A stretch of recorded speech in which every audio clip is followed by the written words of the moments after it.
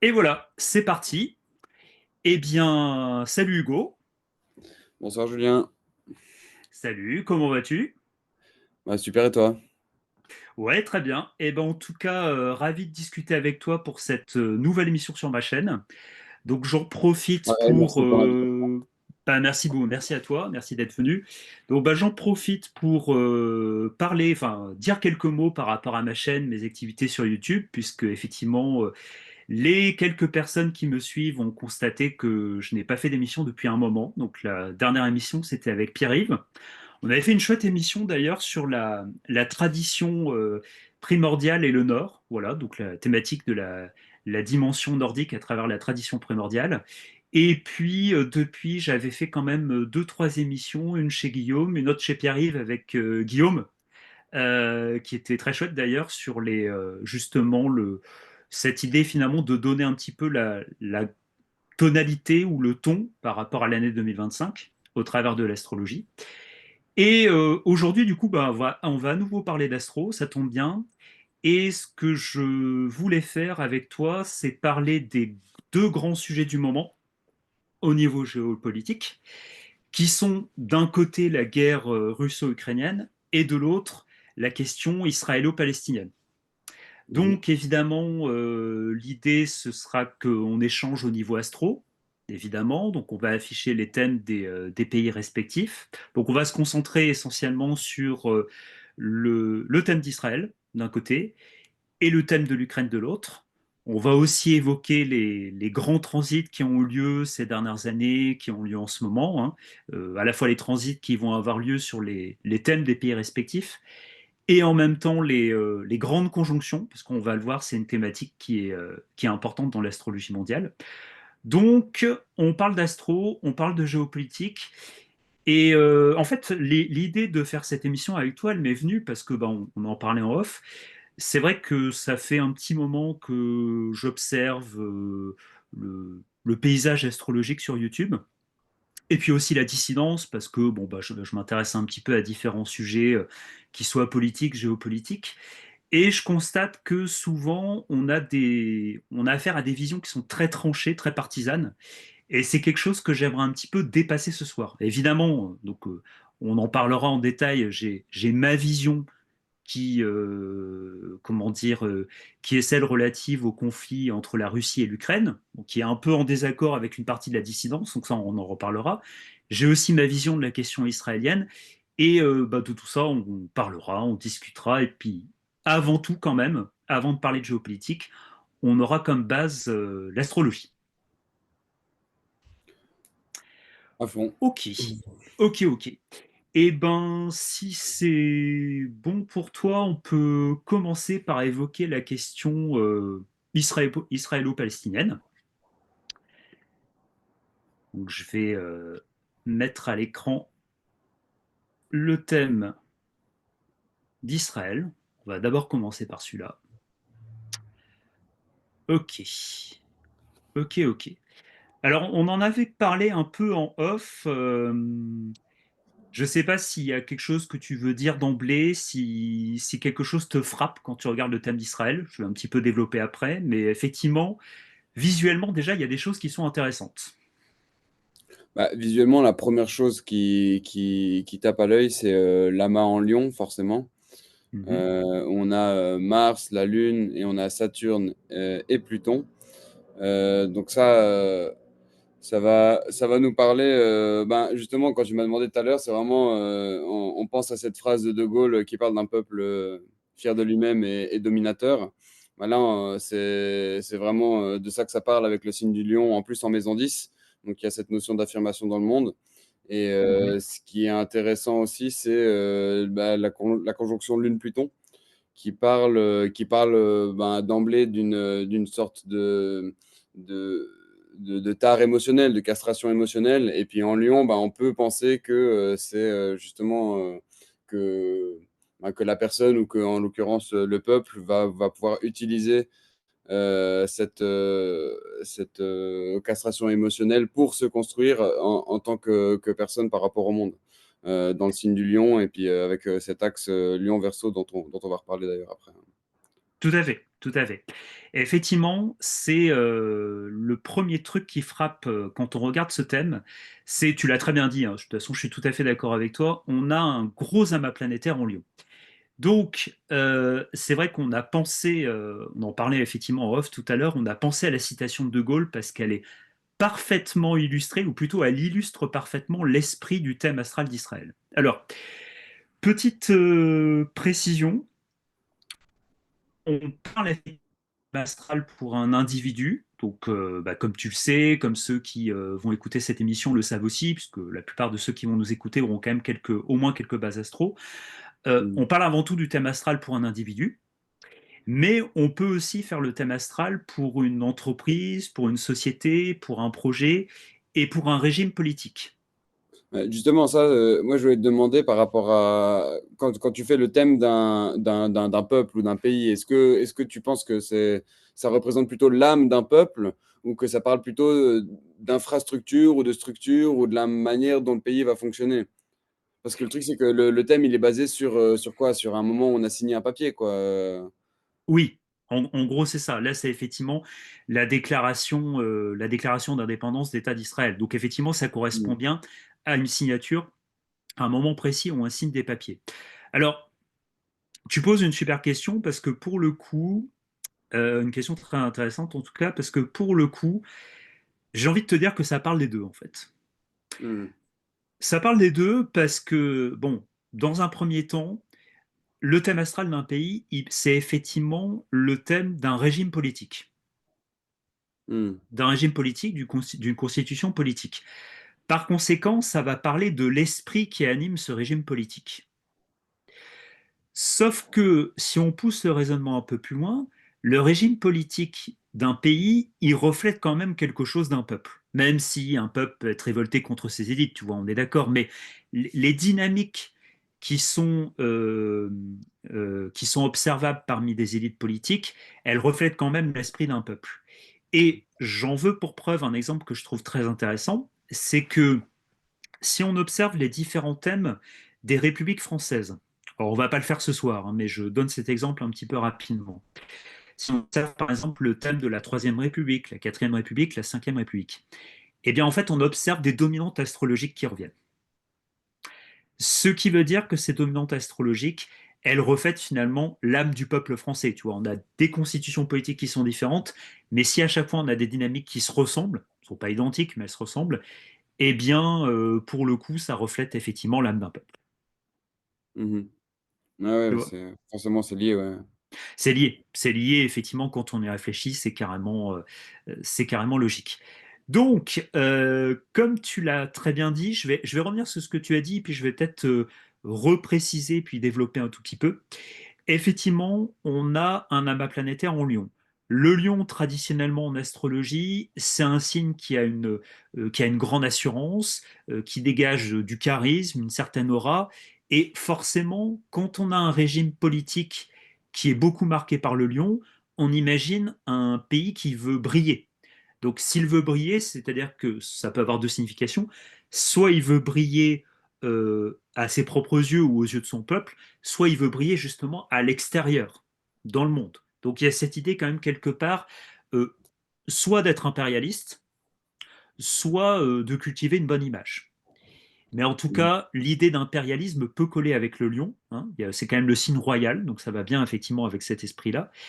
Et ce qui corrobore en plus ce côté impérialiste, c'est deux choses. C'est à la fois l'amas planétaire en lion Mhm. et le fait que on a Pluton dans cet amas. Et je rappelle ce soir une règle en astrologie, c'est que quand vous avez un amas planétaire, c'est-à-dire plusieurs planètes qui sont dans un même signe, c'est la planète la plus lente qui domine l'amas planétaire. Donc c'est une loi qui est fondamentale en astro, dans les thèmes individuels comme dans les thèmes de pays, comme tout ce que vous voulez. Et par conséquent, qu'est-ce qu'on a comme planète qui domine dans cet amas? On a effectivement Pluton. Pluton, qui est une planète qui va parler de pouvoir. C'est vraiment la planète du pouvoir par excellence. Donc le pouvoir qui peut se manifester de différentes manières, mais là pour un régime politique, on imagine clairement un pays qui assume justement sa volonté de puissance et sa volonté de domination, très clairement. volonté de pouvoir. Il y a également quand même une caractéristique qui est intéressante, qu'on n'a pas encore véritablement évoquée, c'est la question de la métamorphose. Le, un archétype mythologique qui colle très bien justement avec la planète Pluton, c'est le phénix. Donc le phénix qui est l'oiseau qui renaît de ses cendres.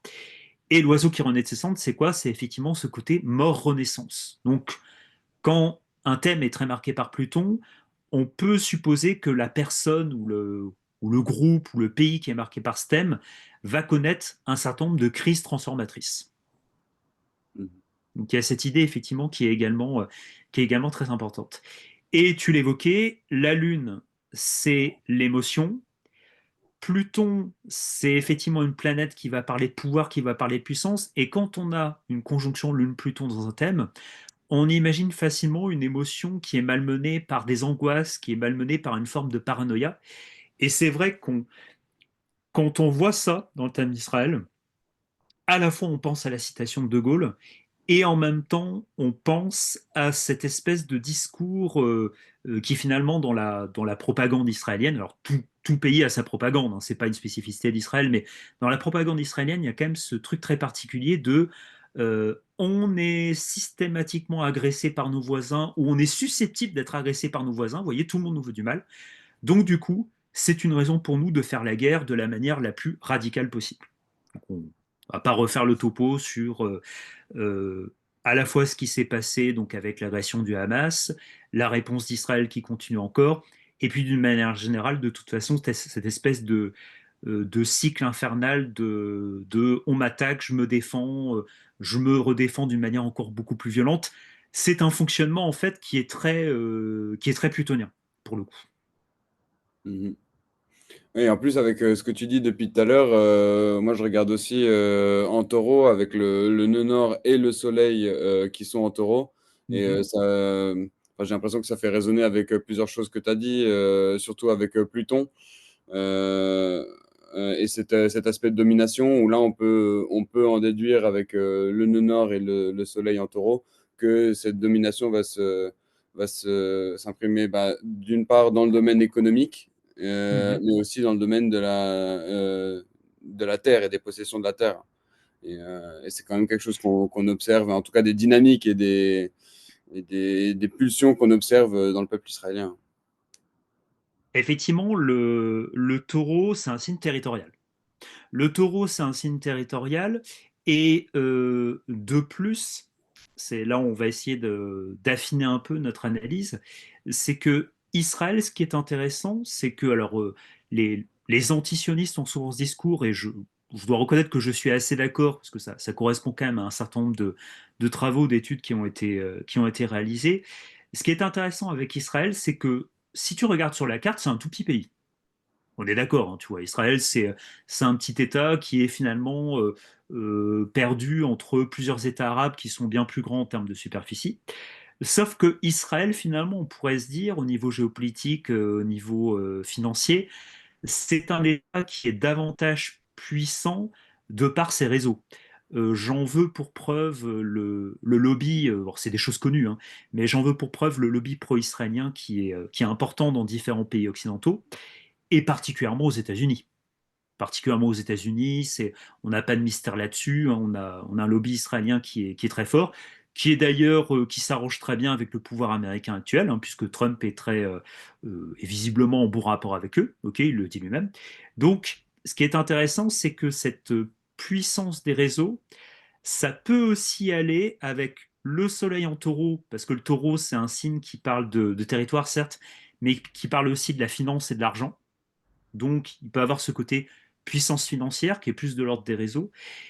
Et en même temps, Pluton, qui encore une fois domine le thème, c'est une planète qui va être reliée aussi à l'idée de ce qui est caché, de ce qui est occulte. Mhm. Et dans ce cas précis, on ne parle pas forcément, on peut peut-être parler de l'occulte en tant que tel, mais moi je pense surtout en fait à quelque chose qui ne dit pas son nom. Et ça va très bien en fait, le pouvoir caché plutonien, ça va très bien effectivement avec la puissance des réseaux. Tu vois, la puissance des réseaux pro-israéliens qui serait quand même assez importante, enfin très importante tout de même, en tout cas au moins dans les pays occidentaux. Donc pour le coup, à la fois je suis assez d'accord en général avec les discours antisionistes sur ce sujet.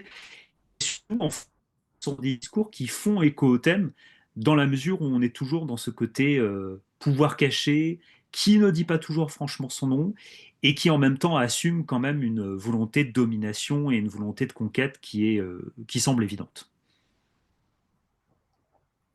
Ouais. Et en plus de ça, je t'en parlais off, on a aussi le maître de l'ascendant, donc l'ascendant est en balance, et on a le maître de l'ascendant qui est Vénus, qui est aussi le maître du soleil en taureau. Et cette Vénus, elle est où? Elle est en cancer, elle est en maison 9. Et ça dit deux choses. La première, c'est que Vénus en cancer, alors on pourrait se dire, c'est assez intéressant d'ailleurs, parce que le cancer, alors je ne sais pas comment tu vois toi le signe du cancer. Je ne sais pas si tu peux nous en toucher un petit peu mot. Au-delà même du thème d'Israël, finalement, si je te parle du cancer, tu penses à quoi finalement quand je t'évoque ce signe, essentiellement? Bah, le cancer, c'est un signe féminin de protection, d'appartenance à un territoire et à un signe de famille aussi. Mhm.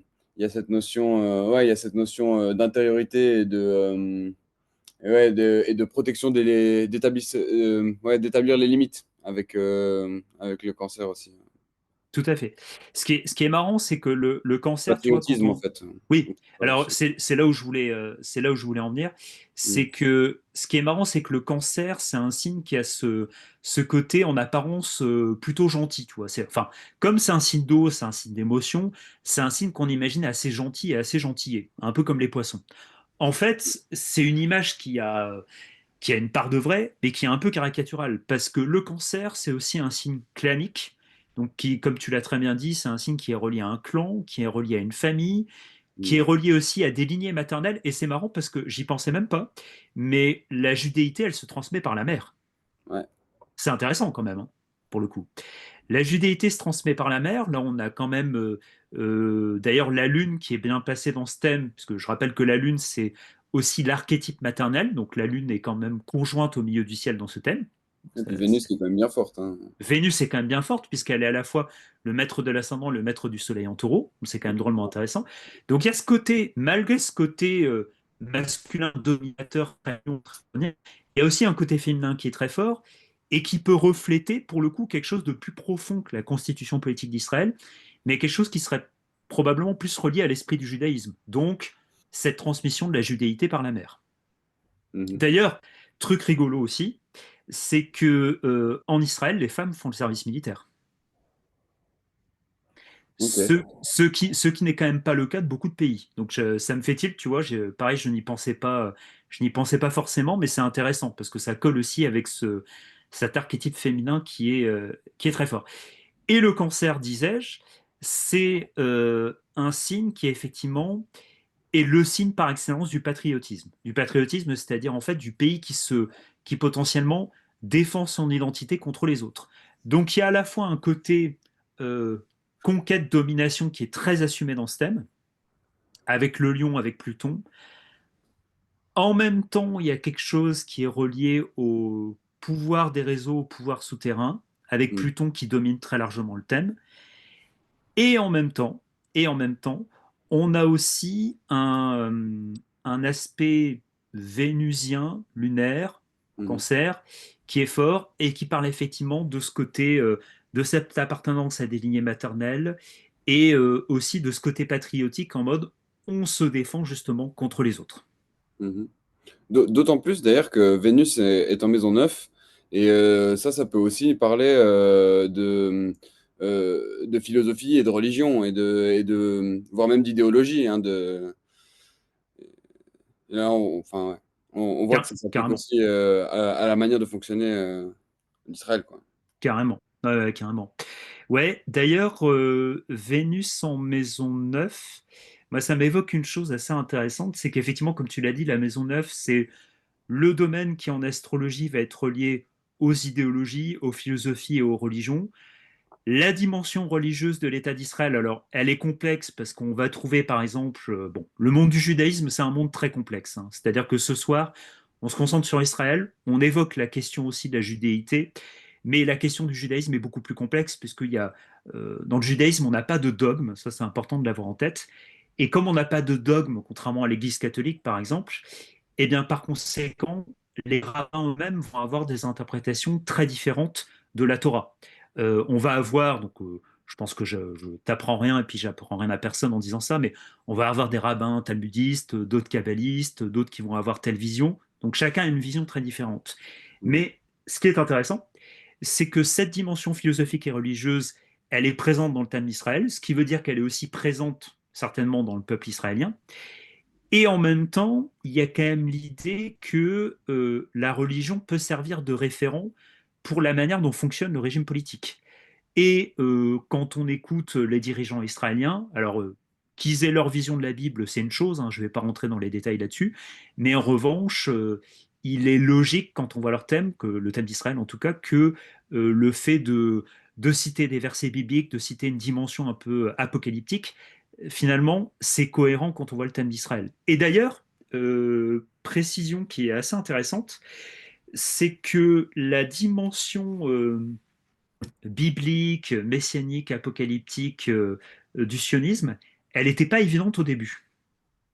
Alors, je renvoie, c'est un sujet qui est super intéressant, je renvoie aux travaux notamment de Youssef Indy, qui a fait un super travail là-dessus, qui a écrit plusieurs livres sur le sujet, sur le sionisme, sur le messianisme, etc. Si on fait un peu la genèse du sionisme, on en trouve les traces non pas dans le Talmud, qui pour le coup interdit en théorie aux Juifs de retourner justement en terre d'Israël tant que le Messie n'est pas arrivé, mais on en trouve des traces dans certaines formes de Kabbale. Voilà, je ne vais pas aller trop dans les détails parce que c'est un sujet assez complexe, mais on en retrouve déjà les traces chez certains kabbalistiques. Ensuite, on va avoir le sionisme au XXe siècle avec Theodor Herzl qui va être un mouvement athée. C'est-à-dire qu'en fait, Herzl, c'est pas un religieux, mais il va simplement en fait être un nationaliste comme les autres dans l'Europe de la Première Guerre mondiale. Et pour cette raison, il va vouloir finalement un territoire pour le peuple juif, mais pour des raisons nationalistes en fait. Il n'évoque pas la religion, il n'évoque pas la Bible pour ça. Et depuis la création de l'État d'Israël jusqu'à maintenant, ce qu'on observe, c'est quand même une dimension religieuse qui devient de plus en plus importante dans le discours dominant de la droite israélienne notamment. Mhm. Donc tu vois, c'est passionnant parce que pour le coup, en observant petit à petit et à la fois les dominantes majeures du thème et en même temps les choses peut-être un peu plus précises ou un petit peu plus cachées, hein, notamment ce côté lié aux lignées maternelles, on observe qu'il y a une corrélation par rapport à la fois au sionisme, la manière dont ils se pensent et puis la manière aussi dont le vivent et dont le récupèrent les dirigeants, les élites politiques israéliennes. Donc c'est bien cohérent pour le coup. Alors, je vais peut-être, on verra peut-être la question des transits un peu plus tard, et puis après, je te propose qu'on passe à la question russo-ukrainienne. Mais ce qui est quand même intéressant pour le futur d'Israël, c'est que, premier élément, cette volonté de domination, et à la fois ce sentiment de puissance et cette volonté de puissance, elle est probablement pas prête de disparaître parce qu'elle est vraiment inscrite dans l'ADN finalement de ce régime politique. Donc on peut supposer que, voilà, on verra dans les détails après, mais on peut supposer que le conflit israélo-palestinien, il est loin de se terminer, ou alors s'il se termine, il va de toute façon se terminer par le fait que Israël va gagner en territoire, va être encore dans une logique d'expansion, et que le peuple palestinien va être de plus en plus finalement en position de reculer par rapport à l'avancée israélienne. C'est cohérent avec ce thème. Et en même temps, et ça c'est plus intéressant et parce que plus profond, on peut supposer que le peuple israélien comme le régime israélien vont passer par tout un tas de crises politiques. Pourquoi? Parce que, bah déjà dans les faits, Netanyahou, c'est un personnage qui est loin de faire l'unanimité chez les Israéliens. C'est un personnage qui est corrompu, qui avait tout un tas d'affaires sur le dos avant finalement cette offensive sur Gaza. D'ailleurs, certains diraient que ça tombe bien d'une certaine manière. donc je ne vais pas développer, mais enfin, on pourrait le penser. Et quand on voit à quel point Pluton domine le thème, on peut supposer que à la fois les crises politiques et puis les crises finalement dans la manière qu'a le peuple Israël de se projeter en tant qu'entité politique, en tant que peuple et dans son rapport avec les voisins, et bien en fait on peut faire la prédiction, je la fais sans problème ce soir, qu'il y aura tout un tas de transformations dans les prochaines décennies dans la manière en fait dont le peuple israélien se pense. Mhm. Ouais. Avec Pluton, ça va être. C'est inévitable, j'ai envie de dire. C'est inévitable et évidemment, ça va pas se faire en mode bisounours, quoi. Ça va pas se faire en mode bisounours. C'est Pluton, quand même une planète qui est très brutale. Le lion, ça reste un signe de feu. Donc, ça va Mhm. se faire ou dans le sang, au sens propre du terme, ou dans un sens plus profond, c'est-à-dire qu'en fait, les crises transformatrices par rapport à ce pays vont probablement se succéder. Mhm. Ok, ok. Eh ben, donc, on fait un tour d'horizon pas trop long, mais quand même assez dense. Je sais pas si tu veux rajouter quelque chose ou si tu avais peut-être une question par rapport à ce que j'étais en train d'exposer. Pour moi, c'est tout bon. Je pense qu'on peut passer à l'Ukraine. Et puis, Carrément. ouais, ça va être intéressant de parler aussi des transits d'Uranus et de Pluton en taureau. Tout à fait. Et je rappelle d'ailleurs, enfin je développerai un petit peu plus tout à l'heure, mais je rappelle d'ailleurs que Uranus comme Pluton, ce sont deux planètes lentes, comme tout astrologue le sait, et ce sont certainement d'expérience les deux planètes qui donnent le plus lieu à des gros événements extérieurs, soit des transformations intérieures, soit des gros événements extérieurs. Donc, évidemment, en astrologie mondiale, faut quand même les regarder de près, avec deux planètes comme Saturne notamment. Mhm. Ok, alors, le thème de l'Ukraine, changement d'ambiance. Ouais, alors là, on voit tout de suite que. Changement d'ambiance. Alors, je te laisse me dire à nouveau ce qui te frappe dans ce thème et puis aussi parler de ce que tu me disais en off. C'était assez intéressant sur le duo des signes, la Verseau-Lion. Donc, qu'est-ce qu'il y a de plus frappant finalement dans ce thème? Déjà, quand on le voit déjà au premier abord. Ben, alors, ce qu'on voit tout de suite, c'est Neptune-Uranus conjoint à l'ascendant en maison 12. Quand la conjonction elle est quand même très proche, avec le nœud nord en plus à l'ascendant. Mhm, Donc ça nous parle déjà de quelque chose en Capricorne. Ensuite, on a aussi quand même Pluton qui est assez fort au milieu du ciel. mhm, Et bah, cette grosse opposition avec ce gros amas en Lion, hein, de nouveau, comme on voyait chez Israël. Alors là, ce qui est intéressant, c'est qu'il y a cette interception en plus. Donc l'interception, je rappelle, c'est quand il y a une maison qui englobe un signe astrologique. Donc là, on voit que la maison 1 et la maison 7 sont plus grandes que l'axe Lion-Verseau. mhm. Et donc ça fait que toutes les planètes qui sont dans ce signe, alors quand on interprète dans un thème personnel, ça parle souvent d'aspects qui sont inconscients ou difficilement conscientisés. Et moi, je trouvais ça intéressant par rapport au flou et puis à l'impression que donne Zelensky de pas comprendre ce qui se passe en fait par rapport à l'autre. Et puis justement, l'axe Lion-Verseau, ça parle justement aussi de cette identité et puis de la construction de soi et de comment l'autre nous voit et de comment on est perçu par le monde. Donc, Tout à fait. Complètement d'accord. L'interception, si tu me permets, je vais revenir dessus parce que c'est super important de comprendre le concept. Effectivement, quand vous avez une interception dans un thème, ça touche deux signes. Parce que si ça touche un signe, ça touche le signe d'en face. Donc on a d'un côté le lion qui est intercepté et de l'autre le verso. Ok. L'interception, tu l'as très bien dit, ça parle d'une difficulté à conscientiser quelque chose ou même d'une zone d'inconscience.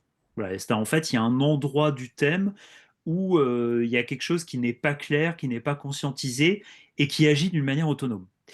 Et ce qui est frappant, c'est que dans ce thème, on a plein de planètes interceptées. Mhm. On en a plein. On a en fait la plupart des planètes dans le thème sont interceptées, ce qui est quand même pas banal. Déjà dans un thème individuel, ça n'arrive pas si facilement. On a le Soleil, qui est ici, on a Vénus, on a Mercure, on a Jupiter. Et on a en face la Lune et Saturne. C'est-à-dire qu'en fait, on a les principales planètes personnelles, le Soleil et la Lune, qui sont interceptées. Le Soleil, c'est la conscience, la Lune, la sensibilité. C'est juste énorme parce que ça parle effectivement quelque part, si je vois ce thème et si on m'avait dit que c'était le thème du personne, je me serais tout de suite posé la question de qu'est-ce qui va pas chez cette personne et à quel point à quel point elle vit dans le flou. Tu vois, moi l'impression en fait qui me vient quand je vois ce thème, c'est une très grande impression de flou. Une très grande impression de flou par rapport à toutes ces planètes qui sont interceptées. Donc il y a un problème, en fait, on n'est pas conscient de plein de trucs. Et une impression qui est renforcée parce que on a Neptune qui est à l'ascendant, Mhm. qui est rétrograde. Je rappelle que quand une planète est rétrograde, c'est le côté plutôt négatif de la planète qui est en jeu. Bon, il y a des nuances, mais enfin c'est quand même plutôt le côté négatif ou un peu obscur de la planète qui est en jeu. Et le côté obscur de Neptune, c'est le fou. C'est le flou, c'est le brouillard, c'est l'absence de limite. Et quand je vois à quel point ce flou et cette inconscience est forte dans le thème de l'Ukraine, je peux pas m'empêcher de penser déjà à la. Ça fait écho en fait à la complexité de la question identitaire ukrainienne. Déjà de base, l'identité ukrainienne, alors contrairement à ce que, là pour le coup, contrairement à ce que pense une partie de la dissidence, une partie de la droite actuelle qui sont quand même très russophiles, l'identité ukrainienne, pour moi, pour m'être penché sur son histoire, est bien réelle. Mais si elle est bien réelle, elle est quand même complexe. C'est-à-dire que si on va sur le territoire ukrainien, bon, on rappelle des choses de base qui sont connues de beaucoup de gens. On a d'un côté une partie de l'Ukraine qui est ukrainophone, donc qui constitue le cœur de l'identité ukrainienne. On a, comme tout le monde le sait, des minorités russophones, notamment dans la Crimée qui a déjà été annexée depuis une dizaine d'années, hein, ça fait déjà un moment, et le Donbass qui est aussi effectivement une partie de l'Ukraine qui est russophone. Donc effectivement, déjà on est sur un pays qui de base est complexe et qui est sur une identité qui est un petit peu multiple. Donc cette question de l'identité qui est réelle mais qui n'est pas évidente à définir ou qui est plurielle, on va dire, elle fait écho, on va dire, avec ce flou artistique qui est quand même très fort dans le thème de l'Ukraine. Et en même temps, alors toi, tu évoques effectivement l'impression que te donne Zelensky. Je dirais pourquoi pas, mais moi, ce qui me... comment je te dirais ça? Ce qui fait écho quand je vois ce flou dans le thème, c'est aussi la difficulté qu'ont la plupart des gens à se... comment je dirais ça? À se positionner par rapport à la question russo-ukrainienne. C'est-à-dire qu'en fait, c'est assez complexe parce qu'il y a à la fois des antagonismes qui sont très forts, puisqu'on a des médias officiels qui sont vent debout, on va dire, contre la Russie. On a une dissidence qui, elle, a en général pris le parti inverse, avec des nuances, donc ça on y reviendra. Et d'une manière générale, c'est comme si finalement l'histoire de l'Ukraine était assez difficile à décrypter. Et tu vois, cette difficulté à décrypter l'histoire de l'Ukraine, j'y reviendrai plus dans les détails, hein, parce que pour le coup, on viendra sur des points spécifiques de l'histoire de ce pays. Et cette difficulté à décrypter ou à connaître l'histoire de ce pays, elle participe finalement du flou qui l'entoure, quelque part. Ok, alors j'ai évoqué tout Ouais. ça. J'ai eu, Ouais, j'ai eu une déconnexion, là, mais là, je suis de retour. t'es de Et du retour, coup, j'ai pas génial. entendu ce que tu as dit dans la dernière minute. Ok, j'étais toujours sur la question en fait du flou artistique, comme je disais en fait sur le thème de l'Ukraine. Vraiment cette impression de flou Ok. qui est dominante pour le coup et qui est liée à la fois, enfin qui pour moi a deux manières de se concrétiser.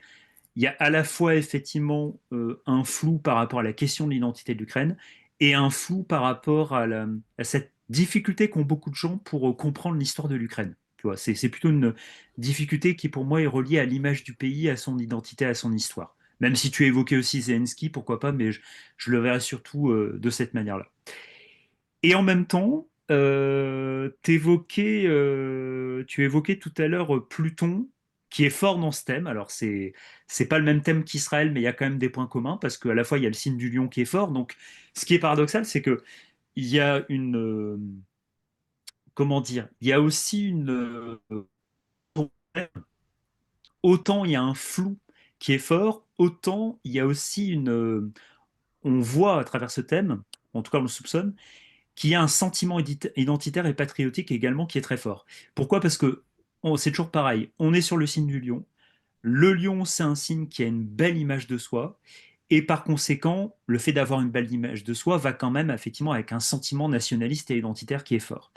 Et de plus, comme Israël, d'une manière un peu différente, on retrouve un Pluton qui est dominant, puisqu'il est associé au milieu du ciel.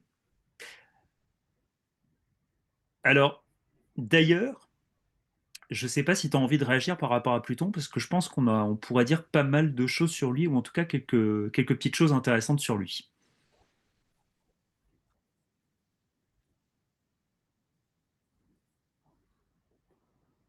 Ça bug un peu là, j'ai de nouveau pas entendu tout ce que tu as dit pendant. Ok, ok, pas de souci. Je parlais de Pluton. Je ne sais pas si tu as envie de réagir par rapport à Heureusement, lui, parce qu'il est...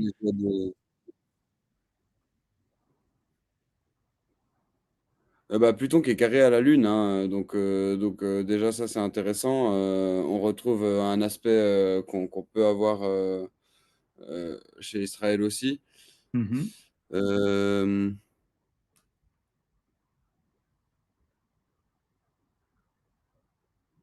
On a Pluton qui est carré avec la Lune, effectivement. Et on a aussi Pluton qui est en carré avec le Soleil.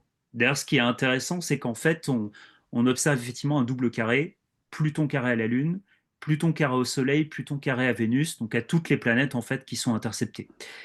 Donc on peut l'interpréter finalement comme une volonté de pouvoir qui va se heurter à des choses qui sont bien concrètes, qui sont de l'ordre de la réalité, et en même temps quelque chose qui est plutôt de l'ordre de bon, ok, euh, je, je suis un régime politique, je vais personnifier la chose, j'ai du mal à me définir, j'ai du mal à définir l'identité de mon pays, et en même temps, je suis porté quand même par une volonté de défendre mon identité qui est forte. Donc on est quand même sur un mécanisme qui, pour le coup, est particulièrement complexe.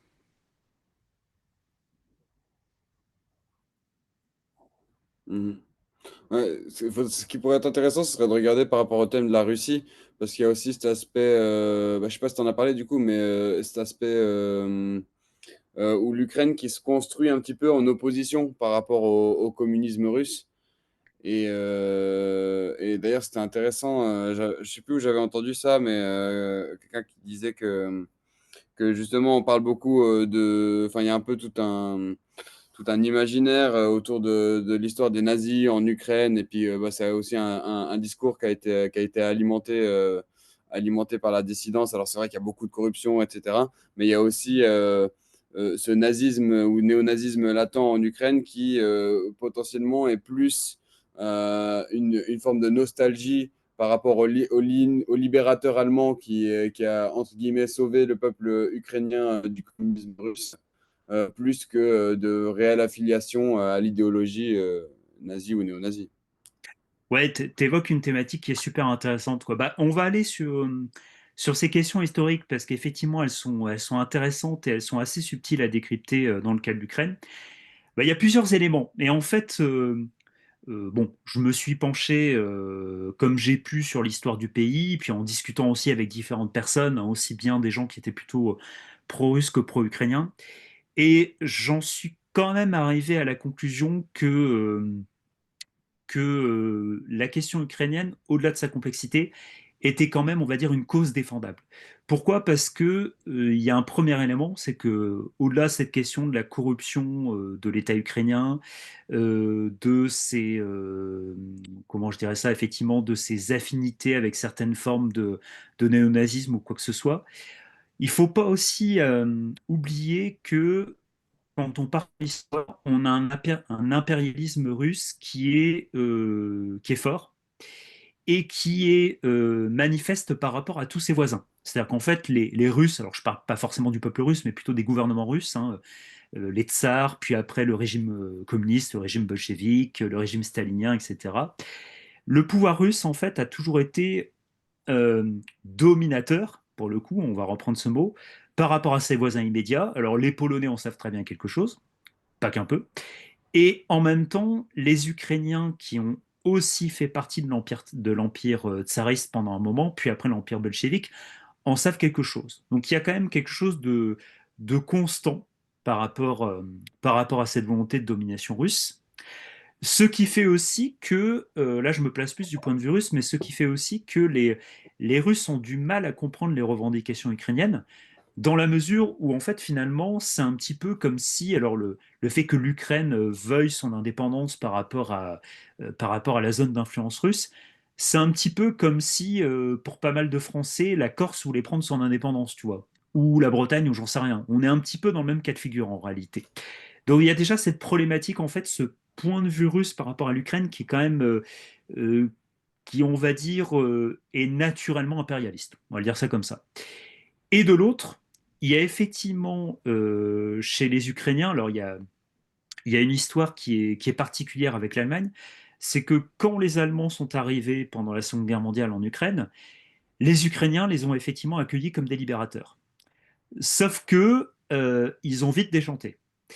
Et ils ont vite été déçus. Pourquoi? Parce que pour les nazis, pour l'Allemagne nazie à l'époque, les Slaves étaient grosso modo des sous-hommes. Tous les peuples slaves, hein. Aussi bien les Russes, les Polonais, les Ukrainiens, tout ce que tu veux. Et par conséquent, les Allemands, plutôt que de vouloir faire de l'Ukraine un peuple allié contre la Russie de Staline, ont été quand même dans une logique de domination très brutale. Ça n'a pas été le cas de tous les Allemands. Il y en a certains qui ont l'intelligence de vouloir autre chose, mais ils n'ont pas voulu, ils n'ont pas pu, pardon, aller au bout de cette logique. Mais en revanche, les élites nazies, quant à elles, ne voulaient pas entendre parler d'une alliance avec l'Ukraine. Ce qui était finalement stupide d'un point de vue géostratégique. Mais peu importe. Du coup, on observe que finalement, si on s'intéresse à des figures du nationalisme ukrainien comme Stepan Bandera, et ben on observe qu'en fait, ils ont été aussi bien persécutés par les communistes russes que par les nazis eux-mêmes. Donc finalement, comme tu le dis, cette nostalgie néo-nazie chez les Ukrainiens, alors Poutine aujourd'hui en fait beaucoup sa propagande, mais c'est quand même quelque chose qui est largement à relativiser, je pense. Très très largement. Mhm. Est-ce que l'astrologie nous amènerait à valider les thèses de Bernard-Henri Lévy? Ah bah philosophe que j'adore, hein. Moi j'ai un portrait de lui dans ma chambre, tu vois. Bah, BHL, que tu vois, notre maître à tous, quoi, tu vois. Je porte pas de chemise blanche ce soir, tu vois. Je me suis dit, tiens, je pourrais être passé pour le clone de BHL, mais on va quand même éviter. Alors, non, mais blague à part, c'est sûr que BHL a raconté énormément de conneries. C'est sûr que c'est un penseur de merde, hein. Je pense que c'est un secret pour personne, quoi. Son œuvre est assez indigente. Il y a très peu de contenu, et puis il est surtout sur une espèce de propagande droit de l'homiste qui est quand même très caricaturale. Mhm. Sauf que, ok, il y a d'un côté la propagande occidentale, BHLienne, glucksmannienne ou tout ce que tu veux, mais il y a d'un côté la propagande russe. Et quelque part, moi, mon point de vue, c'est de me dire, bon, si j'essaie de comprendre un petit peu les différents sons de cloche, je vois pas pourquoi, même si la propagande BHLienne est assez grossière par moment, je vois pas pourquoi je devrais tout gober de la propagande russe, qui me paraît quand même assez peu subtile par moment aussi, tu vois. Par exemple, bon, un truc qui est quand même récurrent dans la propagande du régime de Poutine, c'est cette idée de dire oui, bon, bah, en fait, on attaque l'Ukraine parce que de toute façon, ils allaient nous attaquer du jour au lendemain. Les frontières de l'OTAN se déplacent de plus en plus, ils nous menacent, etc., etc. Bon, Premier argument contre ça, c'est qu'en fait, bah, les gars, prouvez ce que vous avancez et les preuves sont quand même loin d'être évidentes. Mhm. D'ailleurs, petit truc qui est quand même assez rigolo, c'est que depuis que Poutine a commencé sa guerre contre l'Ukraine, sa mission, c'était quand même a priori de protéger la Russie, en théorie. Mais en fait, on observe que c'est quand même un truc intéressant, qu'il y a de plus en plus de pays qui intègrent l'OTAN. Donc, en théorie, l'effet voulu par Poutine n'est pas du tout l'effet escompté. Mhm. C'est pas du tout ce qui se passe dans la réalité. On a la Finlande qui a intégré l'OTAN, qui était un pays qui était resté neutre quand même depuis la Seconde Guerre mondiale. Idem pour la Suède, à vérifier, mais je crois que c'est aussi le cas de la Suède. Et c'est pas anodin, parce que la Finlande, par exemple, est quand même un pays qui historiquement a résisté contre la Russie, et qui, voyant cette invasion russe contre l'Ukraine, je pense, se rappelle des heures sombres de son histoire et se dit, oula, vaut mieux qu'on entre l'OTAN, parce que là, ça commence à tuer. Voilà. Donc, moi, mon point de vue, c'est non pas de défendre la propagande de BHL, mais plutôt de mettre à la place de tous les pays qui sont en bordure de la Russie et qui savent quand même, de par leur histoire, que grosso modo, l'ogre russe n'est quand même pas un gentil voisin. Tu Oui, vois, oui, bien sûr. Ouais. c'est plutôt Enfin, ça, mon. je te C'est, taquine, hein, je te taquine. Mais justement, moi, ce je que je sais, trouve intéressant, c'est d'utiliser l'astrologie comme outil qui te permet de t'extraire des idéologies et justement de sortir parce que tu vois les différentes dynamiques qui se jouent et du coup ça te donne moins envie d'être pour ou contre, mais ça te donne plus envie d'expliquer la réalité des faits qui peut amener sans jugement en fait, qui peut amener un pays ou même une personne quand dans l'analyse d'un thème individuel à se comporter d'une telle manière. Et puis, euh, et puis voilà, et ouais, ça te permet de sortir de la logique partisane, quoi. carrément. Non, je suis complètement d'accord. Ouais, et je dirais un autre truc, c'est que ça permet aussi de dépassionner un peu le débat. Parce que on va pas se mentir, j'ai quand même exprimé deux points de vue clairs, tu vois. Sur Israël, je suis quand même naturellement critique, mais c'est pareil, là où je suis nuancé, c'est sur la question de la religion juive et la question d'Israël. C'est un débat complexe dans lequel j'ai pas voulu rentrer parce que ce serait une émission à part entière, donc je me suis un peu arrêté là. Et tu vois, sur la question ukrainienne, j'ai quand même un point de vue bon, qui est le mien, mais j'essaie de le rendre dépassionné et puis surtout, j'essaie de le corréler au maximum par rapport à ce que j'observe au niveau astrologique, pour le Mhm, coup, tu vois. Et je trouve ça intéressant que d'un côté, bah, le thème de l'Ukraine révèle bien un certain nombre de difficultés qui me paraissent évidentes, notamment la difficulté à se définir, en fait. Et c'est vrai que ça a été une difficulté qu'on a observée, et j'ai envie de dire, c'est une difficulté qu'on a observée jusqu'au début de l'offensive russe en 2022. Parce que ce qui est paradoxal, c'est que Poutine, en voulant lutter contre l'Ukraine, a finalement, comment dire, augmenté le sentiment identitaire ukrainien, qui n'était pas mhm, si évident au début, tu vois. C'est assez paradoxal, mais c'est de la dialectique, hein, encore une fois. mhm, C'est de la dialectique. Donc on a un flou dont j'ai beaucoup parlé, une difficulté à se définir, et d'un côté une fierté quand même d'être soi, tu vois, un drôle de mix des deux. Et finalement, quelque part, avec cette guerre contre la Russie, le point positif, même si une guerre est toujours atroce, surtout que là, elle fait quand même énormément de morts, mais le point positif, c'est que pour le coup, il y a euh, quelque part, l'identité ukrainienne se fait davantage précise qu'elle ne l'était auparavant, pour le coup, puisqu'on a même d'ailleurs des Ukrainiens russophones qui, grosso modo, à partir du moment où les Russes se sont montrés de plus en plus gourmands, se sont vus à rejoindre en fait l'armée ukrainienne. Et d'ailleurs, autre phénomène qui est quand même assez fou, c'est que des Ukrainiens qui étaient naturellement russophones se sont mis à l'ukrainien par réaction identitaire. mhm. Tu vois, on est sur une dynamique quand même qui est drôlement complexe, hein, mais qui est passionnante, hein, je trouve, à Ouais, bah, étudier. ce que tu nous dis là, c'est encore très bien illustré par cette opposition dans l'axe Lyon-Verso. Mm. Ouais, ouais. Ouais, ouais, Oui, parce que je le rappelle, on l'évoquait tout à l'heure, tu fais bien de m'y refaire penser. Je rappelle que l'axe Lion-Verseau, c'est l'axe qui est lié à l'identité. Donc, Verseau, donc le lion, c'est un signe qui est dans l'affirmation. Le Verseau, c'est une identité qui est plus profonde, on affirme son originalité.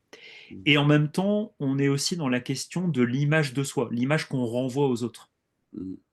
Et cette thématique-là, en fait, elle est essentielle. Et c'est vrai que pour le coup, l'Ukraine qui finalement, avant, quand on y réfléchit, avant cette histoire de révolte sur la place Maïdan et puis de conflit contre la Russie, c'était un pays dont on parlait peu, en fait. Tu vois, enfin, je sais pas ce que tu en penses, mais honnêtement, avant 2014, j'ai l'impression qu'on parlait pas plus de l'Ukraine que, je sais pas, de la Roumanie ou de la Bulgarie. Non, c'est vrai, c'est vrai. En gros, quoi, tu vois. Et ce qui est quand même drôlement intéressant, c'est ça aussi, c'est que c'est un autre point du thème qui est reflété par la réalité des médias. C'est-à-dire que finalement, bah, l'Ukraine, maintenant, on fait qu'en parler dans tous les sens. Et ça va avec le signe du lion, qui est un signe qui est justement comment dire, dans l'image de soi par rapport aux autres, et qui est un signe aussi qui est dans la représentation. Tu Mhm. vois, le lion, quand quelqu'un est très marqué par le lion, on imagine quelqu'un qui peut jouer la comédie, c'est pas forcément négatif, mais qui en tout cas est souvent dans la représentation par rapport aux autres. Et c'est ce que l'Ukraine est de facto, même si elle n'a pas forcément. D'ailleurs, c'est marrant, parce qu'elle est quand même dirigée par un comédien, Ouais, justement, Zelensky. j'allais dire tout à l'heure, ouais. J'y pensais pas, mais tu vois, c'est marrant. C'est un pays qui est très marqué par le lion et qui est quand même dirigé par le comédien Zelensky. Et Mhm. tout à l'heure, on évoquait le signe du lion qui est aussi très fort avec le thème d'Israël. Alors là, pour le coup, Israël, c'est quand même un pays dont on parle énormément dans les médias depuis déjà un bon moment, quoi. Moi, je me rappelle que quand j'étais gamin et ado, ces histoires de conflits israélo-palestiniens, ça prenait déjà une place qui était quand même particulièrement prépondérante. Mhm. Alors qu'encore une fois, paradoxe, Israël, en fait, est un petit pays par sa taille, mais qui est grand par son rayonnement et par ses réseaux, et aussi, en fait, par la place qu'il prend dans les médias. Mhm. Donc, corrélation entre l'astrologie d'un côté et ce qu'on voit dans les médias, et puis aussi finalement des dynamiques géopolitiques, historiques, identitaires, etc., etc. Alors, je vais évoquer la question, on va parler des transits, Ouais, si tu es OK. Avant ça, en revenant, je vais quand même revenir sur le thème ukrainien, en rappelant quand même que, comme je l'ai dit tout à l'heure, Pluton marque énormément ce thème, en plus de l'amas planétaire en Lion. Et Saturne est assez important également, même s'il est intercepté. Ce qui veut dire plusieurs choses, c'est que d'un côté, on a un régime politique et probablement un peuple, le peuple ukrainien, qui a une persévérance et un stoïcisme qui sont très importants. Pourquoi? Parce qu'on a un ascendant Capricorne, que le Capricorne, c'est un signe naturellement stoïcien qui résiste, qui est très persévérant. Les Plutoniens ou les Scorpions sont dans la même dynamique. Donc d'un côté, ils sont dans une dynamique de mort-résurrection, mais d'un côté, ils lâchent rien. Donc, encore une fois, la résistance ukrainienne, qui est quand même très forte contre l'offensive russe, s'incarne bien à travers le Capricorne et le Scorpion. Alors, ça ne dit pas forcément quoi que ce soit sur les chances de réussite de victoire militaire, mais en revanche, ça dit quelque chose de très fort sur l'histoire d'un peuple, sur la mentalité d'un peuple. Je disais l'histoire, mais je devrais plutôt dire la mentalité d'un peuple. Donc, il y a quand même un stoïcisme et une persévérance qui sont très forts, ce qui me fait dire que même si on va avoir une victoire en faveur de la Russie, il y a fort à parier que le peuple ukrainien va être dans une résistance, on va dire, très forte, et ça va être probablement une résistance mentale et psychologique par rapport à la propagande russe. Donc moi, je verrais beaucoup l'avenir comme ça, en fait. C'est d'ailleurs ce qui me paraît le plus intéressant. Par-delà la question de qu'est-ce que l'Ukraine va perdre dans ce conflit, parce que, bon, visiblement, l'Ukraine est quand même prise en étau entre les États-Unis et la Russie, donc c'est quand même compliqué pour elle, évidemment, très compliqué.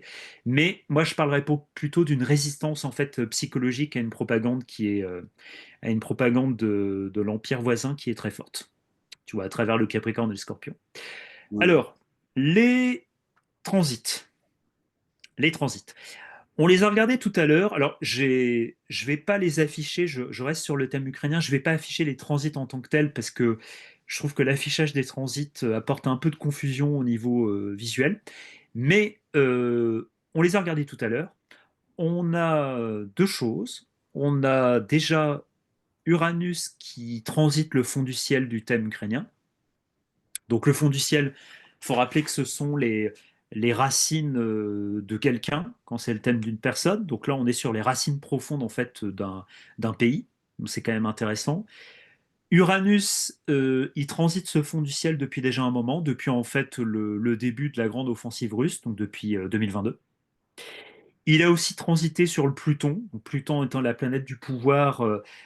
Finalement, cette guerre, elle tombe, enfin, elle est parfaitement corrélée par le transit uranien. Et pourquoi elle est parfaitement corrélée? Parce que Uranus, encore une fois, sa dynamique, c'est que c'est la planète qui va générer le plus d'événements imprévus. Uranus, quand elle est en transit sur le thème de quelqu'un, elle va toujours en fait générer des événements auxquels on ne s'attend pas. Ces événements peuvent être très heureux comme très malheureux. Donc, évidemment, Uranus qui tombe sur des points sensibles du thème d'un pays, ça va pas donner forcément une guerre, mais qu'une guerre arrive à ce moment-là, c'est pas étonnant. Et c'est d'autant moins étonnant vu la situation de l'Ukraine, parce que bon, c'était une sorte de guerre larvée qui ne disait pas son nom, qui a explosé depuis 2022. Et en plus de ça, on a un autre transit qui est extrêmement puissant, c'est qu'on a Saturne qui est le maître de l'ascendant, qui est transité par Pluton. Et Mhm. Pluton, c'est la planète des métamorphoses, hein. C'est, comme je te le disais en off, les deux planètes qui sont les plus impactantes sur le thème d'un individu en transit. D'expérience, c'est vraiment Uranus et Pluton. On a Saturne aussi qui peut être très important, mais Uranus et Pluton sont particulièrement importants. Uranus en termes d'événements, Pluton en termes de transformation profonde. Et Pluton qui transite sur le maître de l'ascendant, le maître de l'ascendant, c'est un des points les plus importants du thème. Je ne peux pas m'empêcher de penser que ça va en fait pousser le régime ukrainien à se restructurer. Donc, évidemment, on peut se poser plusieurs questions. Est-ce que Zelensky va dégager au bout d'un moment, c'est-à-dire à l'issue d'un traité de paix, d'une fin de la guerre ou d'une diminution de la guerre? Est-ce que Zelensky va dégager?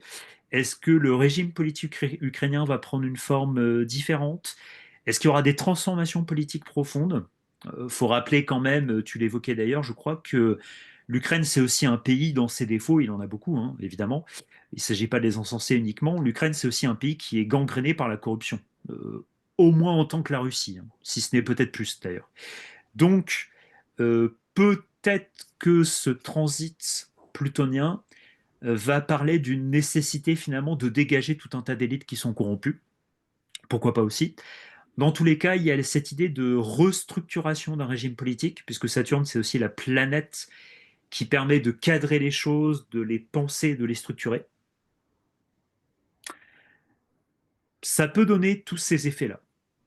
Donc, Pluton transitant sur Saturne, on est sur un remodèlement, en tout cas un remodelage, pardon, non pas un remodèlement, un remodelage du,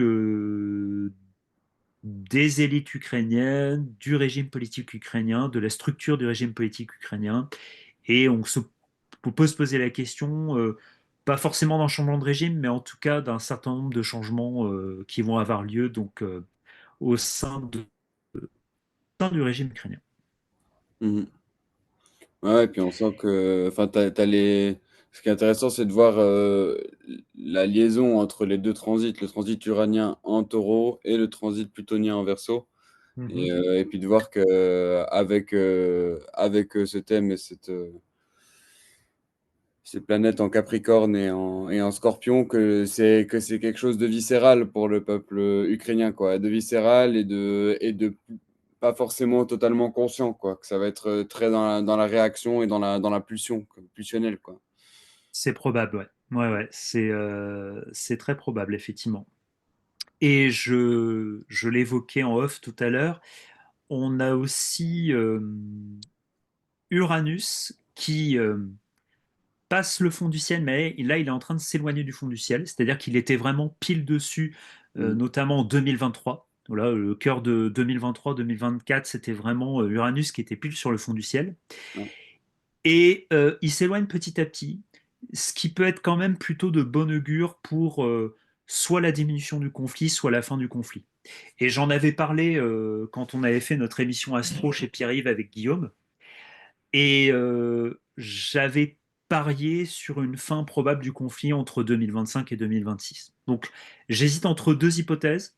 Soit une diminution progressive du conflit, avec un conflit qui serait toujours là, mais tu sais, qui serait très euh, larvé, on va dire, ou alors un arrêt clair et net du conflit par un traité qui serait probablement pas trop à l'avantage des Ukrainiens, mais dans tous les cas, je pense qu'on va sur ce scénario entre 2025 et 2026. Ouais. Faudra voir quand Uranus va passer en Gémeaux, hein. Aussi, Je parce qu'il va, serai- il va changer de signe et il sera plus dans cette dimension territoriale, effectivement. Et puis il y aura peut-être eu une purge, ça aura terminé la purge au niveau de la corruption des élites et de la sphère économique, hein. Peut-être, peut-être. Donc effectivement, peut se poser la question. Puis il y aura peut-être d'autres urgences aussi pour la Russie. Alors on peut pas tout voir. J'ai d'ailleurs j'ai essayé de me renseigner sur le thème de la Russie puisque tu l'évoquais tout à l'heure. Et comme j'ai pas d'informations très claires sur le thème russe, j'ai préféré ne pas m'avancer. Voilà. Mais c'est effectivement une question autrefois sur la question, on va dire, aussi de l'identité astrologique de la Russie et sa longue histoire aussi, puisqu'il y aurait beaucoup de choses à dire dessus, mais on peut pas tout Mm. faire, donc on va déjà se concentrer sur les Ukrainiens eux-mêmes, sur l'Ukraine elle-même, pour le coup. Ok, on peut passer à Israël, si c'est bon pour toi. Ouais. Donc on retourne sur le thème d'Israël. Et qu'est-ce qu'on a comme transit? Alors là, pour le coup, on n'est pas sur des transits qui se terminent. On est en plein cœur d'un transit Ouais. déjà qui est extrêmement important, qui est le suivant, c'est que Uranus est en train de transiter en ce moment pile sur le Soleil du thème astral d'Israël. Mm. Déjà. Donc, le Soleil dans un thème individuel, c'est la conscience. C'est la conscience et j'ai envie de dire, ça peut aussi parler de l'identité profonde d'une personne. Donc là, on est sur l'identité profonde d'une nation. Et par conséquent, je pense que ce transit d'ailleurs ne parle pas forcément de la... Enfin, il parle indirectement de l'opération sur Gaza, mais je pense qu'il parle plus d'un remue-ménage au niveau de la politique israélienne et au niveau du peuple israélien lui-même. Alors, pourquoi je dis ça? Parce que j'en parlais tout à l'heure, Netanyahou, c'est pas un personnage qui fait l'unanimité, loin s'en faut. La société israélienne, elle est quand même divisée entre plusieurs sensibilités politiques. Il y a quand même aussi une gauche israélienne pardon, qui est bien présente et qui en fait est pour une paix immédiate avec la Palestine. Donc on est quand même sur des fractures sociales qui sont fortes. Et je pense pour le coup que cet Uranus sur le Soleil, il parle de ça. C'est-à-dire qu'en fait, il parle d'une sorte de bouleversement, de remue-ménage au niveau de finalement qui on est, quelque part. Qui on est et enfin, comment est-ce qu'on vit finalement la situation actuelle. Évidemment, Uranus parle d'instabilité. Avant tout, il parle d'événements imprévus, il parle d'instabilité. Donc, même si on n'a pas d'attaque militaire contre Israël, parce que ça ne parle pas forcément de ça, là, je parlerais plutôt en fait euh, probablement là aussi de possibles revirements politiques qui peuvent se produire. Ce sera assez intéressant à observer d'ailleurs, parce que, ok, Netanyahou a le pouvoir, très bien, enfin en tout cas son parti, quoi, le Likoud. Ok, il y a une offensive qui est comment dire, qui est enclenchée, mais vu les tonnes de polémiques que ça produit dans le monde, vu qu'Israël se met à dos quand même pas mal de nations et de plus en plus, et vu que la société israélienne est elle-même divisée, ce sera quand même intéressant d'observer les prochaines élections israéliennes et de voir de quelle manière ça pourra évoluer. Parce que pour le coup, Mm. là, le temps est quand même propice à un changement probable d'orientation politique. Et même, ça fait vraiment. On n'est pas à l'abri aussi de, je sais pas, de révélations, tu sais, je pense à ces affaires qui avaient déjà eu lieu, comme comment on appelle ça, tu sais, tout ce qui est Wikileaks, tout ce genre de trucs. Donc pourquoi pas des révélations sur des élites israéliennes, etc., etc. Mais en tout cas, moi, je pourrais penser à des bouleversements de ce style. Parce qu'on est quand même pour le coup sur un transit majeur. Et en plus de ça, on a encore une fois Pluton, lui aussi, Voilà. Alors juste sur Uranus en taureau, toi tu parles d'un renversement politique. Alors bah, c'est assez évident que ça va arriver, mais moi pour le coup je me demande si ça, la racine du truc, ça viendra quand même pas de la sphère plutôt économique.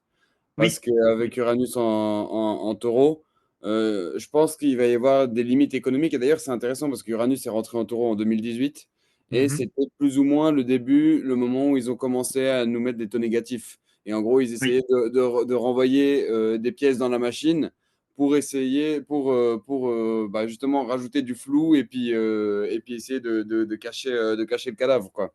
Mais là, justement, là, justement, ça risque de ressortir et je pense que ça va être ça, le moteur du renversement politique, si tu veux. Alors, si c'est les élections en Israël, peut-être que ce sera un problème économique qui poussera le peuple à voter différemment, je sais pas.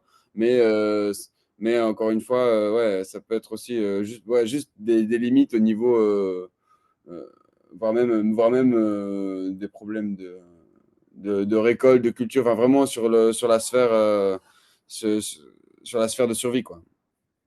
Ouais, très bien vu sur le côté économique, puisque c'est le taureau. Donc il faut Mm. rappeler que c'est un signe qui est, comme c'est un signe qui est lié à Vénus et que Vénus c'est la planète de l'argent, entre autres, c'est effectivement un signe qui a complètement quelque chose à faire avec l'économie. C'est même le signe le plus lié à l'économie, puisque signe vénusien est signe de terre. Mm. C'est une première chose. Tu as évoqué rapidement, et tu fais bien de me le dire, la dimension agricole, la dimension des sols. Mm. Puisqu'effectivement, d'ailleurs, c'est une dimension qui était assez présente dans la vie israélienne pendant un moment. T'as dit quoi? C'est-à-dire, J'ai pas entendu. c'est la dimension qui est liée à la fertilité des sols. C'est une Mm. dimension qui était liée à la propagande israélienne depuis un moment. Parce qu'en fait, Ah, la, ok. la propagande de certains militants sionistes, c'était de dire, voyez, avant nous, les Arabes palestiniens n'arrivaient pas à faire pousser quoi que ce soit. Et depuis qu'on a l'État d'Israël, on arrive quand même à avoir une agriculture assez importante. Mhm. Sauf que ce qu'ils omettent de dire, c'est qu'ils ont aussi des moyens financiers que les Palestiniens n'avaient pas.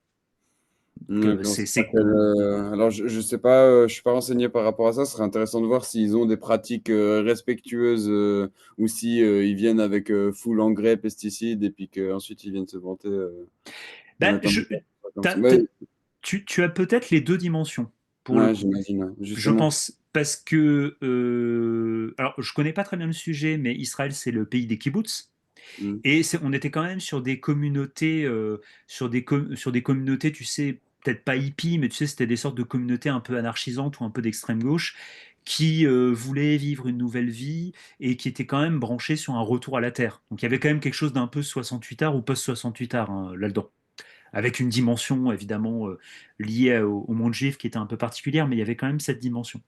Donc c'est d'ailleurs intéressant parce qu'effectivement cette dimension qui est reliée, cette dimension des kibbutz qui est quand même très, très israélienne et très particulière à ce pays, Mm. elle va bien avec le soleil et le nord en taureau, hein, pour le coup. Comme si finalement le pays avait quelque chose à faire d'assez profond sur cette question. Ouais, ouais. Donc, la question que tu poses, je ne la maîtrise pas, mais la question de la gestion des sols et de l'agriculture en Israël, elle est quand même intéressante. Mm.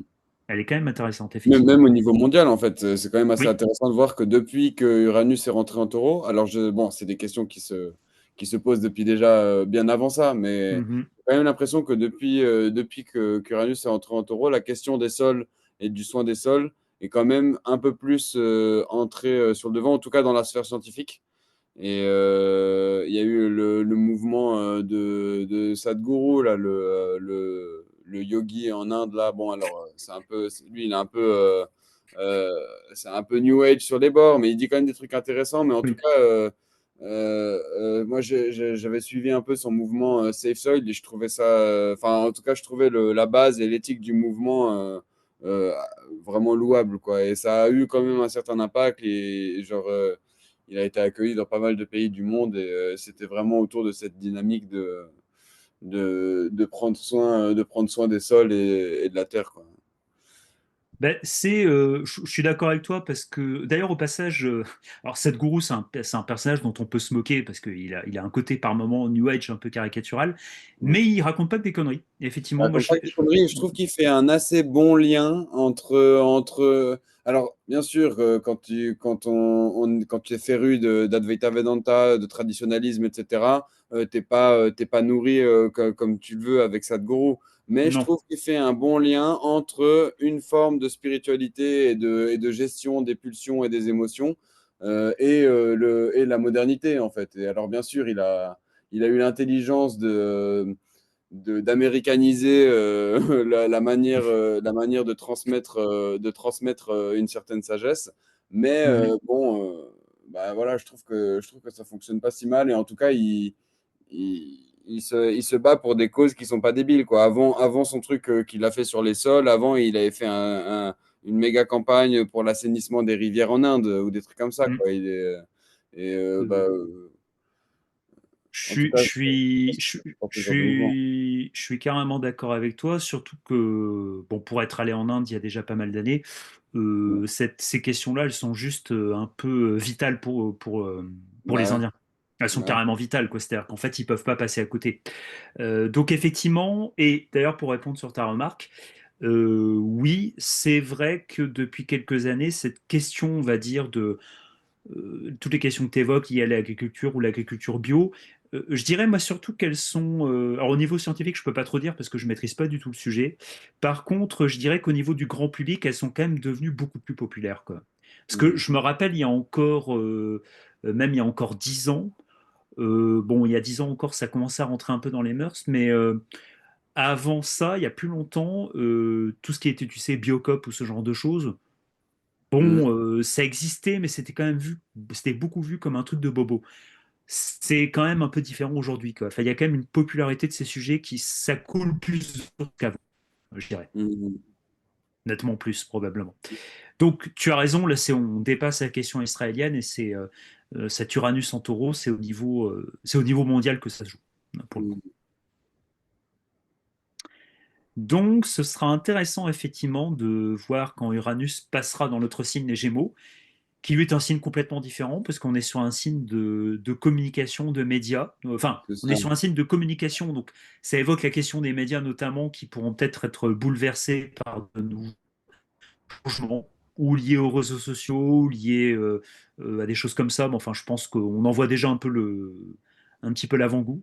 Et pour terminer sur Israël, il y a... oui, oui, oui, il y a le transit plutonien. Qui est fondamental parce que il est en train de démarrer. Disons que là, on en est au début. Donc, on a Pluton qui transite sur la Lune. La Lune, au-delà d'être le féminin, En opposition, hein. en opposition, oui, c'est ça, tu as raison de me reprendre. La Lune, au-delà d'être le maternel, le féminin, les émotions, c'est aussi, on l'a pas trop en tête d'ailleurs, c'est aussi la foule. Donc, par extension, ça peut être le peuple. Mhm. La foule, le peuple. Et Pluton qui est en opposition sur la Lune, ça parle encore une fois d'une crise au niveau du peuple. Ça me semble assez évident. Mhm. Donc, on peut supposer que le peuple israélien entame une crise de confiance par rapport à son gouvernement ou par rapport à tout un tas de sujets, ou à l'inverse, le peuple israélien pourra à nouveau rentrer dans une dynamique de paranoïa par rapport à ses voisins. Enfin, il y a tout un tas de trucs qui peuvent se jouer. Je pense que c'est un peu tout ça à la fois, d'ailleurs, en réalité, parce que je pense aussi que comment dire, les convictions politiques, en fait, en sont à un point tel en Israël que on n'est pas à l'abri de conflits civils, en fait, en Israël, quoi. Moi, j'y pense quand même beaucoup quand je vois ces transits parce que c'est quand même, c'est quand même quelque chose je sais pas, qui me semble bien probable. Donc, si je devais me hasarder vers une prédiction, je parierais pas pour une attaque militaire contre Israël, parce que je vois pas trop de quelle manière en fait ses voisins immédiats peuvent lutter. Ils ont tous des puissances militaires largement inférieures. Israël est relié par ses lobbies aux grandes puissances occidentales comme les États-Unis. Par contre, Israël pourrait être davantage gangréné par des explosions internes. Tu vois, des explosions internes, des explosions politiques, des conflits civils, des groupes de personnes, de clans politiques qui s'entendent pas entre eux. Mhm. Je ne sais pas si on en est à une idée de guerre civile, mais par contre, en tout cas, des conflits qui sont assez forts, pour le coup, et une transformation potentielle. Et en plus de ça, euh, Pluton va passer sur toutes les planètes de l'amas planétaire en Lion. Sur la Mhm. Lune, sur Pluton lui-même, ça va être une opposition de Pluton lui-même, sur Saturne et sur Mars. Mhm. Donc, il y a fort à parier que ces prochaines années, prochaines décennies, parce que Pluton va être Pluton est très long. Donc, il y a fort à parier que pour faire simple, les 15 prochaines années, ouais, quasiment les 20 prochaines années, Israël va passer par tout un tas de transformations, de métamorphoses et de crises oui, quant au rapport entre le peuple et son gouvernement, quant à son rapport à ses voisins. Enfin, je pense qu'il y aura énormément de choses en fait qui vont se jouer et qui vont être déterminantes par rapport à l'avenir du pays. Mhm. Bah, alors, tout à fait d'accord. Je rajouterais peut-être, je me pose la question enfin, transformation intérieure, oui, mais encore une fois, est-ce que ça viendrait pas aussi parce qu'en Lyon, Mhm. parce que, comment dire, on a vu beaucoup se retourner la vision qu'a le monde du peuple israélien ces derniers temps avec la guerre israélo-palestinienne. Et Mhm. en gros, il y a eu une partie comment dire, de la doxa, en tout cas de la grande parole médiatique, qui a un peu viré de camp et qui a commencé à être extrêmement critique sur Israël. Et est-ce Mhm. que ce serait pas justement le fait qu'Israël commence à avoir du mal euh, à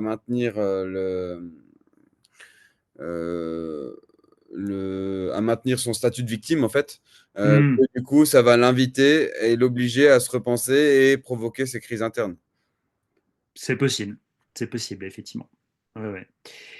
C'est possible. Je pense qu'il y a beaucoup d'explications et puis différentes pistes qui sont ouvertes.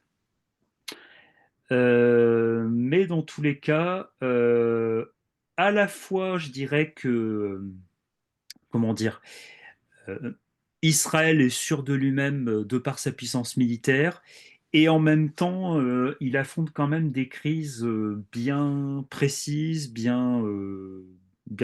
bien particulières, je dirais plus exactement, qui me semblent ouais, assez périlleuses pour l'avenir. Je dirais ça comme ça. Mais en tout cas, pendant les 20 prochaines années, là, ça va secouer. Ouais. Ça va secouer, c'est clair. Ça va secouer, ça va être assez chaud, effectivement. Ouais, ouais, carrément. Carrément. J'ai arrêté d'afficher le thème parce que je pense qu'on a fait un petit peu le tour de ce côté-là. On peut évoquer, pour terminer notre propos, quelque chose qui est assez intéressant aussi. Ce sont les grandes conjonctions. Donc, je t'en Mhm. parlais en off. Donc là, on n'est pas sur, comment je dirais ça? On n'est pas sur une planète précise qui va transiter sur un point précis du thème, mais on est sur, plus exactement, des planètes qui sont conjointes entre elles en transit. Mhm. Donc, les grandes conjonctions, le principe est assez simple, ça va concerner les planètes lentes. Et il y a une grande conjonction particulièrement qui m'intéresse, c'est la grande conjonction entre Jupiter et Uranus. Alors pourquoi Mhm. Jupiter et Uranus? Qu'est-ce que ça a d'intéressant?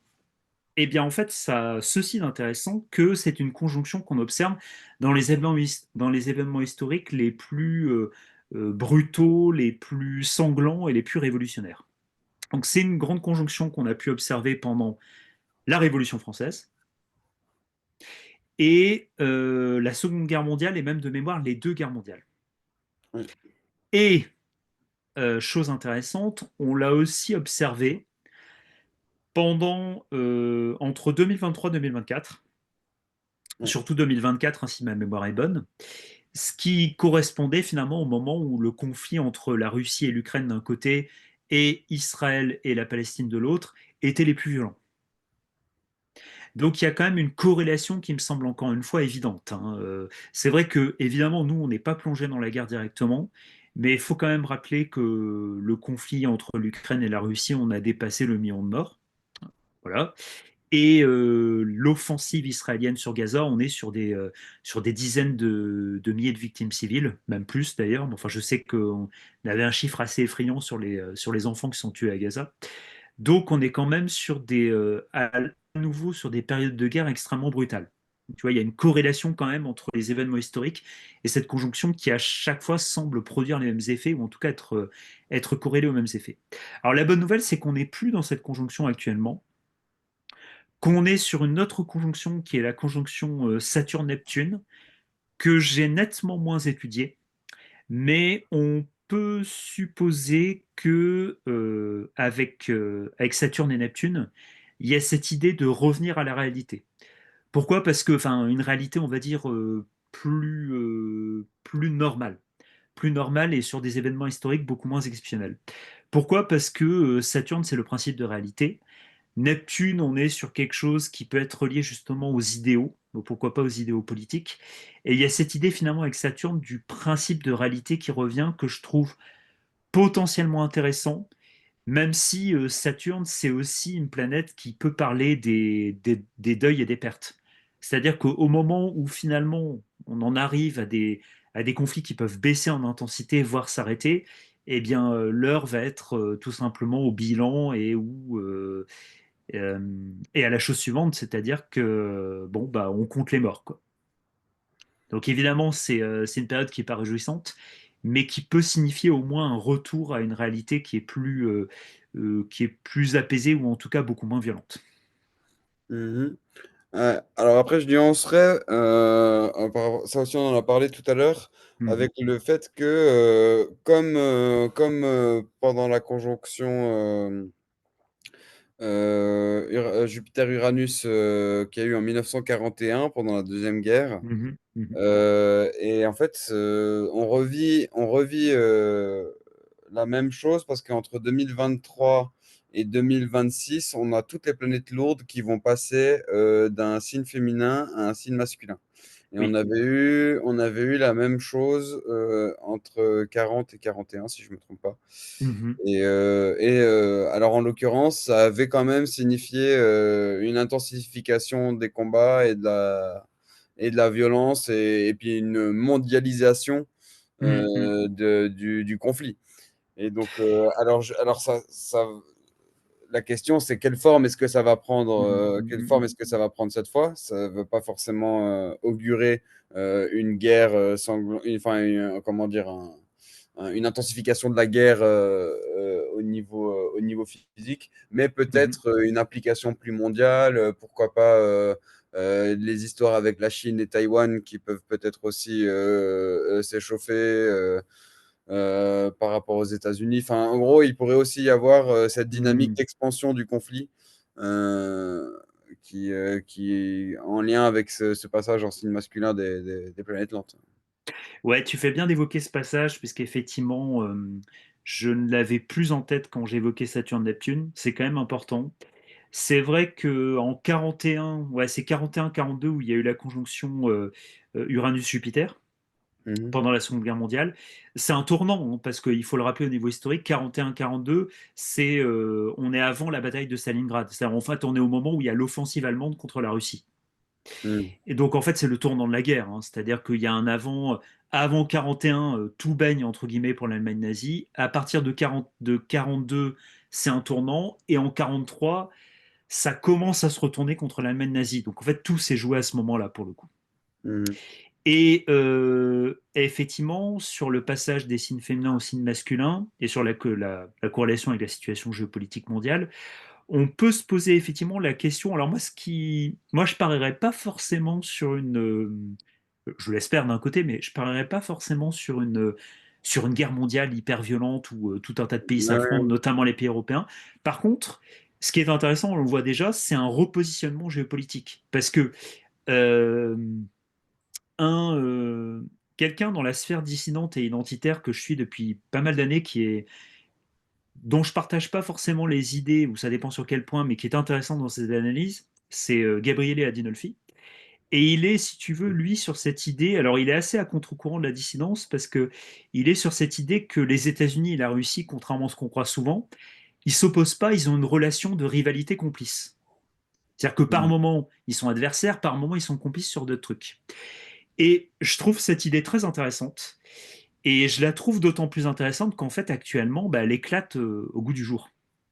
Mm. Elle éclate au goût du jour parce qu'on le voit très bien entre Trump et Poutine.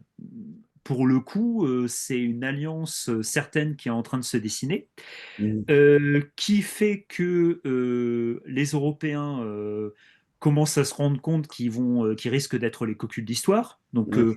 d'où cette idée de défense européenne par Macron. On en pense ce qu'on veut, mais dans tous les cas, voilà, c'est en train d'être mis sur le tapis.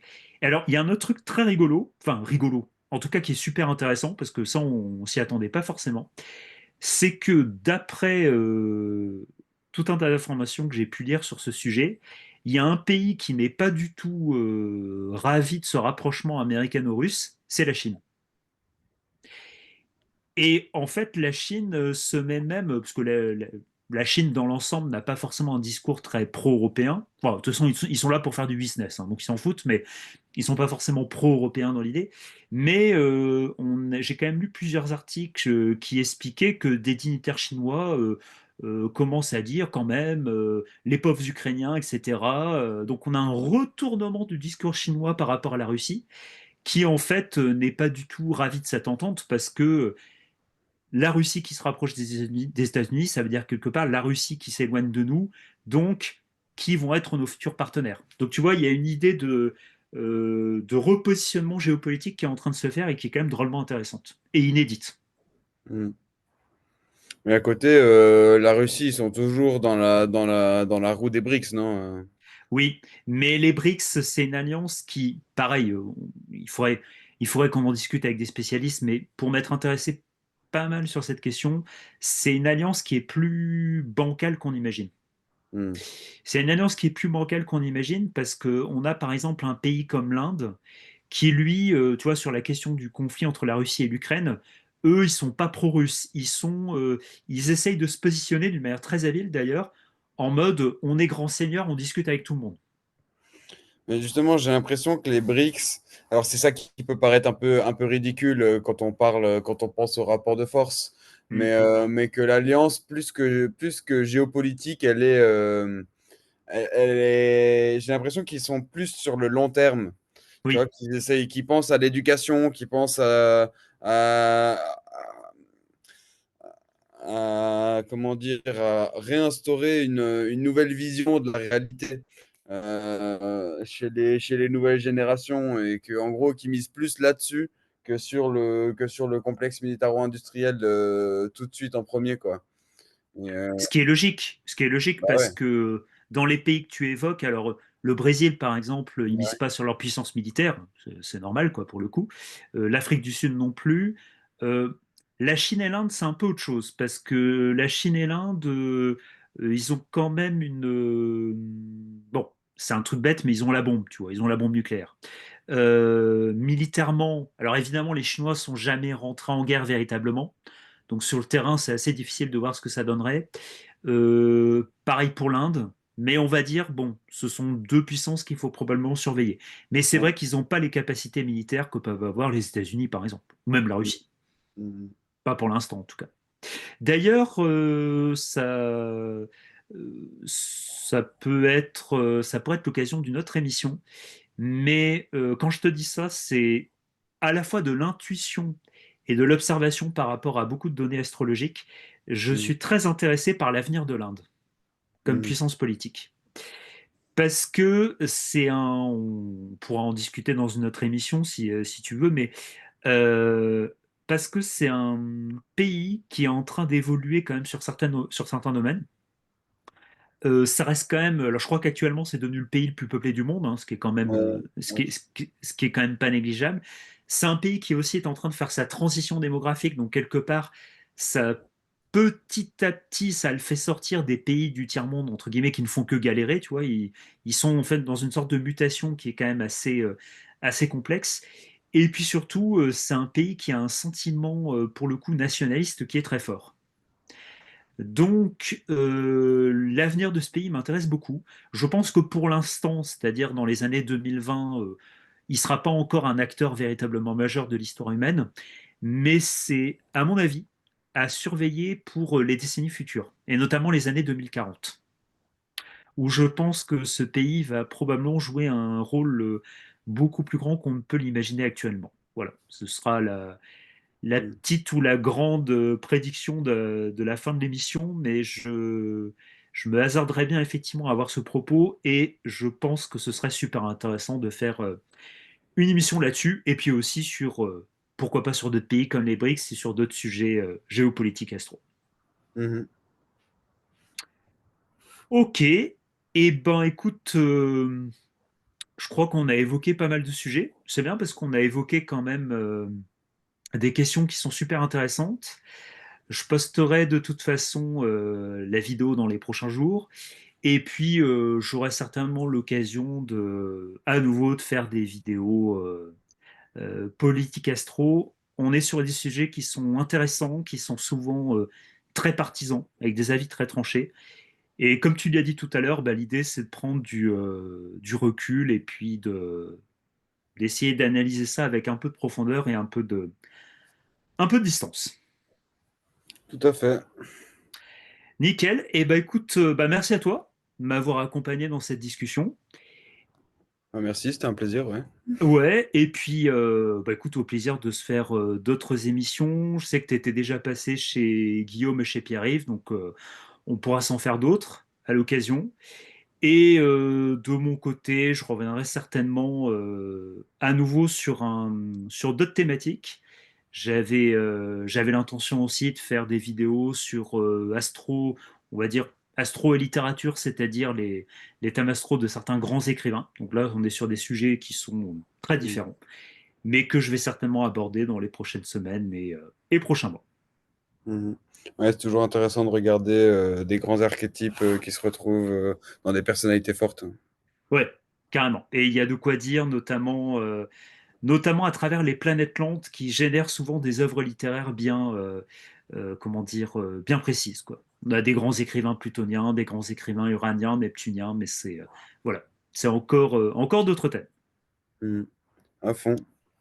Eh ben super. Eh ben écoute, bah merci à toi, merci encore, et puis à bientôt tout le monde Ouais. pour de nouvelles émissions. Bonne soirée à tous. Salut!